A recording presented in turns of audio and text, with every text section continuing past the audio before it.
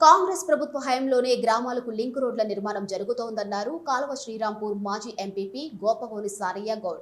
పెద్దపల్లి జిల్లా కాల్వ శ్రీరాంపూర్ మండలం రాయపేట గ్రామం నుండి బోదెల మల్లికార్జున స్వామి దేవస్థానం నుంచి పందిల వరకు నూతన బీటీ రహదారి నిర్మాణం పూర్తి కావడంతో గ్రామంలో సంబరాలు నిర్వహించారు. ఈ సందర్భంగా ముఖ్యమంత్రి రేవంత్ రెడ్డి, ఎమ్మెల్యే విజయరామనారావు చిత్రపటాలకు పాలాభిషేకం చేసి బాణసంచా కాల్చి ఆనందం వ్యక్తం చేశారు. రాయపేట అభివృద్ధికి మరిన్ని రహదారులు, మౌలిక వసతులు కల్పించేందుకు కృషి చేస్తున్నామని నాయకులు తెలిపారు.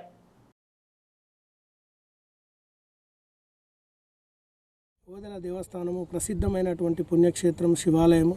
పెద్దపల్లి జిల్లాలో మనకు అత్యంత వైభవపేతంగా జరిగేటువంటి దేవాలయం కాబట్టి ఆ దేవాలయం నుంచి పోషంపల్లె వరకు ఈ రోడ్డు నామక్లేచర్ ఉంది.